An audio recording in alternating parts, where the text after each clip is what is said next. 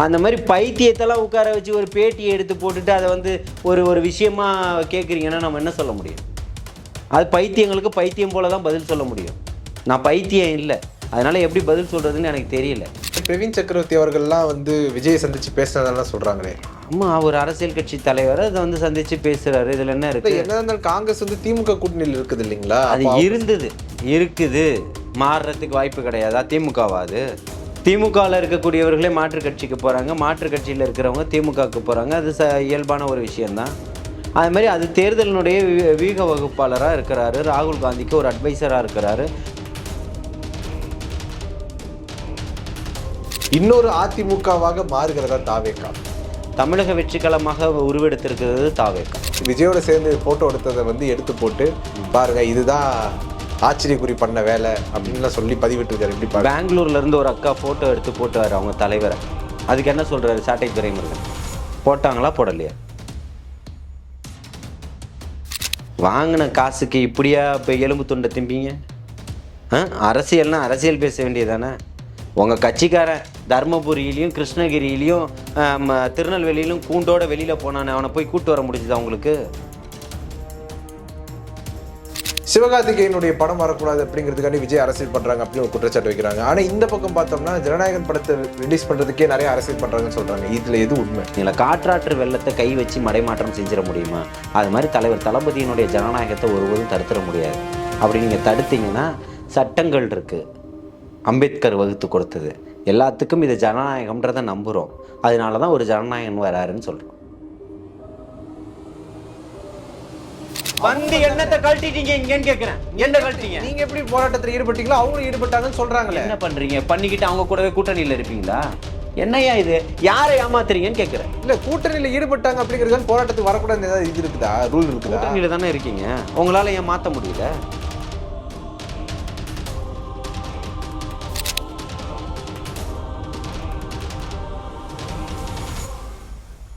ஜாம்பவான் TV நேயர்களுக்கு வணக்கம். இன்று நம்மோடு நேர்காணல் பேசுவதற்காக தமிழக வெற்றி கழகத்தினுடைய ஆதரவாளர் திருமிகு ஜல்லிக்கட்டு ஜலீல் அவர்கள் நம்முடன் இருக்கிறார். வாருங்கள், அவரோடு பேசலாம். சார் வணக்கம். சார் வாழ்த்துக்கள்.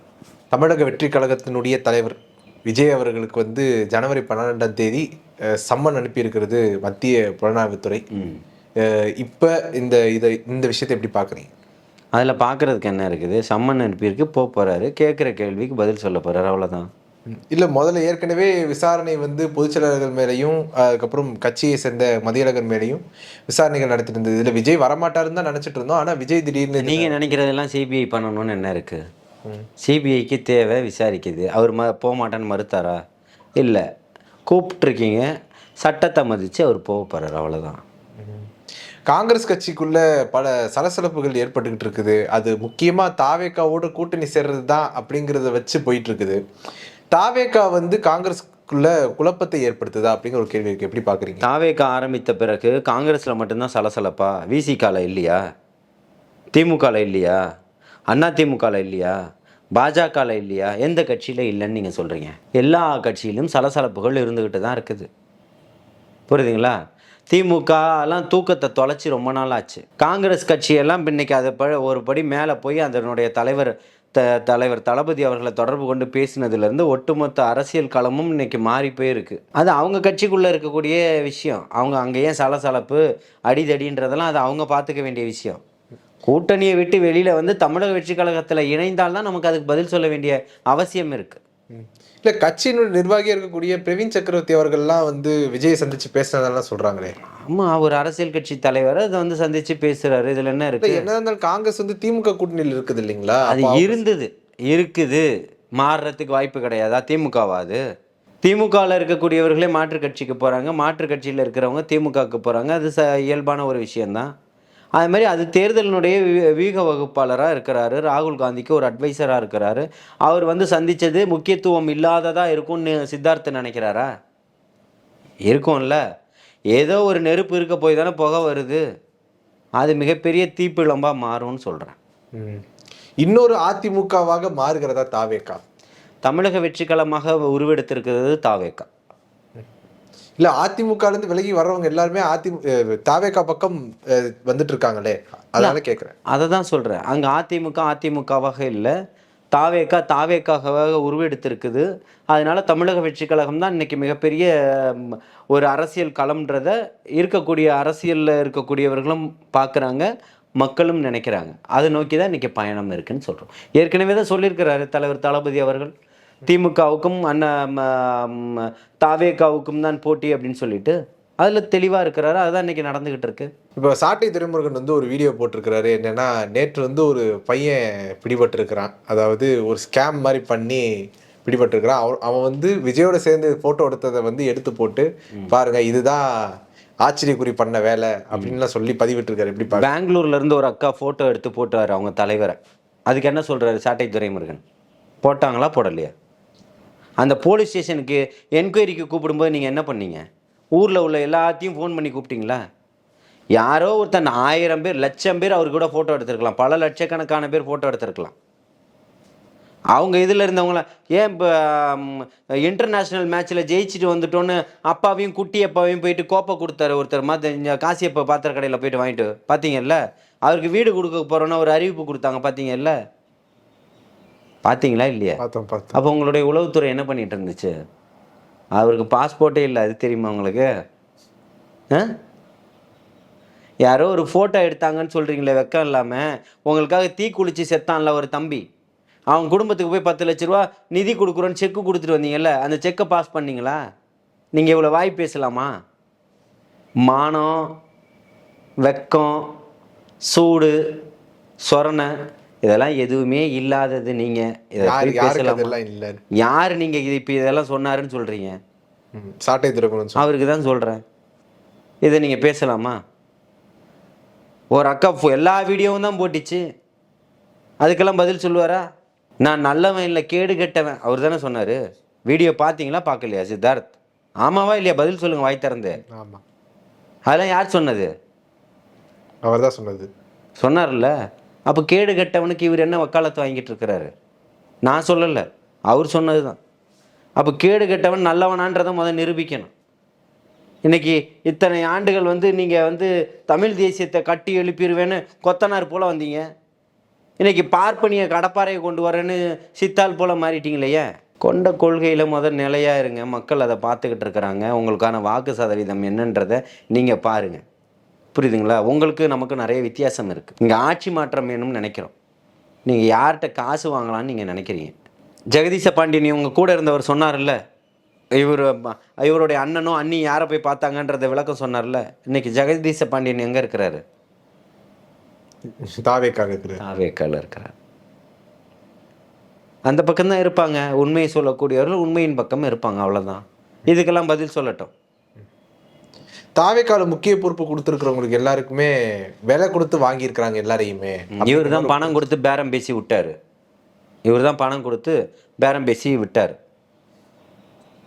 அதுக்கு பணம் அவர் தான் எடுத்துகிட்டு வந்து கொடுத்தாரு. வாங்கின காசுக்கு இப்படியா இப்போ எலும்பு துண்டை திம்பிங்க? அரசியல்னா அரசியல் பேச வேண்டியதானே?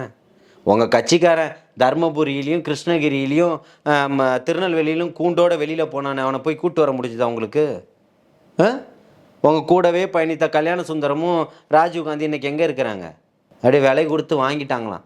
மனக்குமுறலில் ப்ரெஸ் மீட் வச்சானே, என் சொத்தெல்லாம் அழித்தேன், இத்தனை லட்சம் செலவு பண்ணேன் அப்படின்னு சொன்னானே. அதுக்கெல்லாம் பதில் போட வேண்டியதானே சாட்டை துரைமுருகன்? எங்கள் குடும்பம்லாம் நடுத்தெருவில் விட்டுட்டு நான் இவருக்காக 14 வருஷம் பயணித்தேன்னு போட்டான்ல. வீடியோ போட்டானா போடலையா? அந்த சகோதரன் அவனுக்கு ஒரு வீடியோ போடுங்க. ஆமாம் வாங்கி தின்னோன்னு சொல்லிட்டு. அயல் நாடுகள்லேருந்து எத்தனை ஆடியோக்கள் வந்தது, அதை எடுத்து பேசுங்க. திரள்நிதின்னு கொடுத்தமே நீ என்ன பண்ணேன்னு கேட்டாங்கல்ல கேள்விகள். உங்களை நீங்கள் பாருங்கள் சார் அப்புறம் அடுத்ததை பார்க்கலாம். யோக்கியவன் நிறைய பேர் இருக்கான். அயோக்கியம் மட்டும் எப்படி உங்களுக்கு தெரியறான்னு தெரியல. அயோக்கியன் யாராக இருந்தாலும் தண்டிக்கப்பட வேண்டிய. அவனை காப்பாற்றினாரா தளபதி? போயிட்டு தமிழக வெற்றி கழகம் போயிட்டு அவருக்காக ஆஜராச்சா? அவர் செஞ்ச நியாயம்னு பேசிச்சா? துப்பு கட்டு போய் பேசுகிறீங்க நீங்கள். வர பொங்கல் அன்னைக்கு என்ன அப்டேட் இருக்க போகுது தமிழக வெற்றி கழகத்தில்? பொங்கல் வாழ்த்துக்கள் அப்டேட் இருக்க போகுது.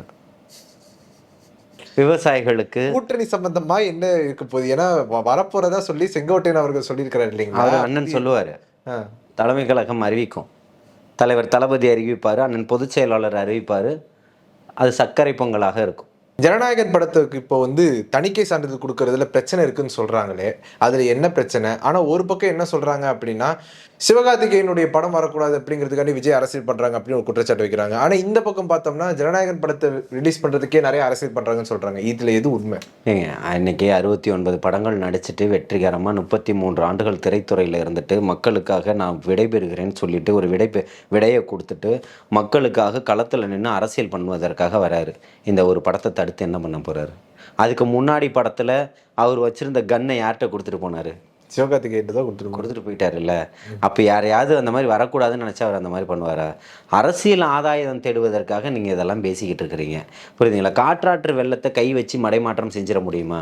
அது மாதிரி தலைவர் தளபதியினுடைய ஜனநாயகத்தை ஒருபோதும் தடுத்துட முடியாது. அப்படி நீங்கள் தடுத்தீங்கன்னா சட்டங்கள் இருக்குது, அம்பேத்கர் வகுத்து கொடுத்தது, எல்லாத்துக்கும் இது ஜனநாயகம்ன்றதை நம்புகிறோம்.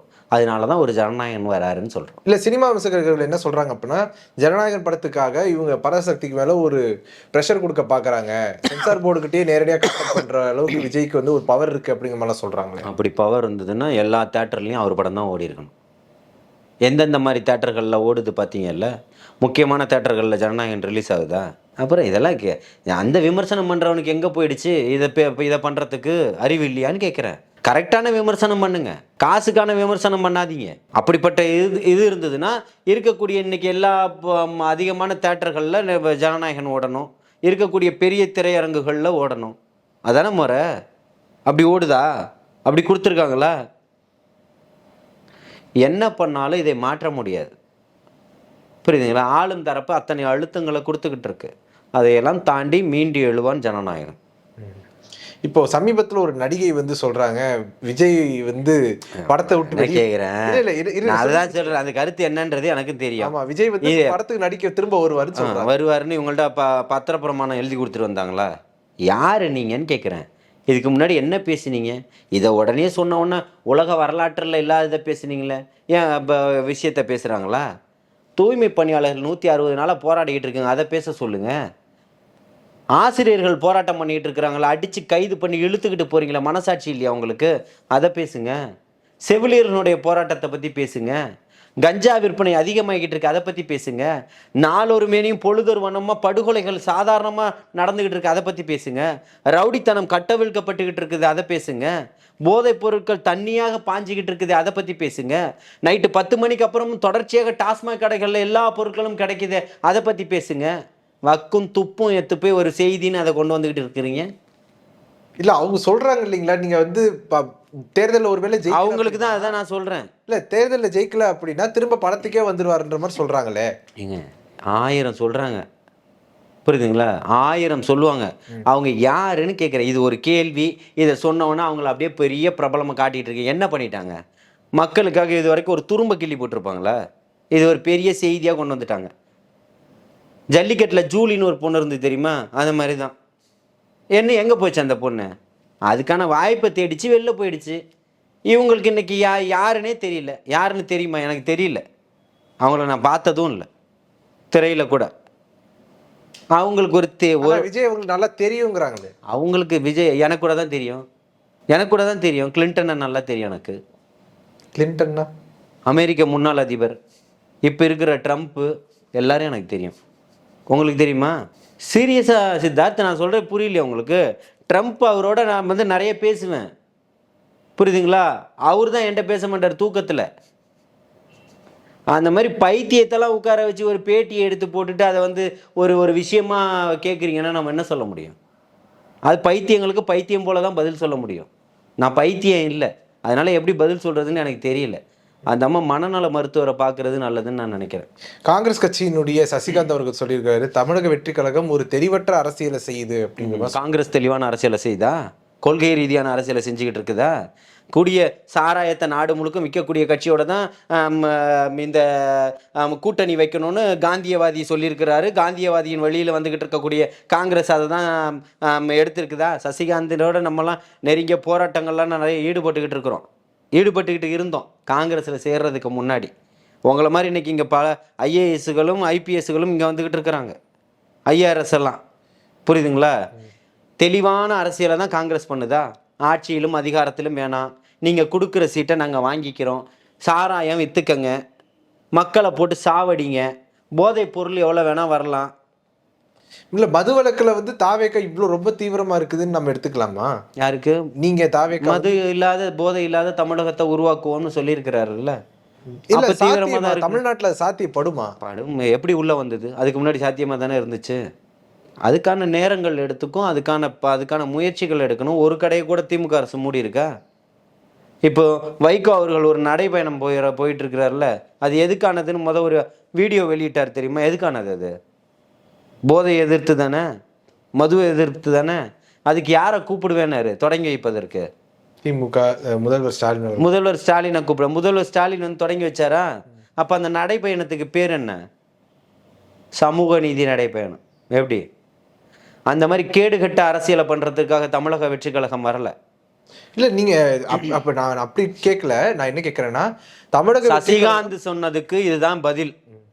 இதுதான் காந்தியவாதியினுடைய கொள்கையா? அந்த கொள்கையில போய் முட்டு கொடுத்துக்கிட்டு மானங்கெட்டு போய் சீட்டுக்காக அங்க உட்கார்ந்துகிட்டு இருக்கீங்களே, இதுதான் காங்கிரசனுடைய கொள்கையா?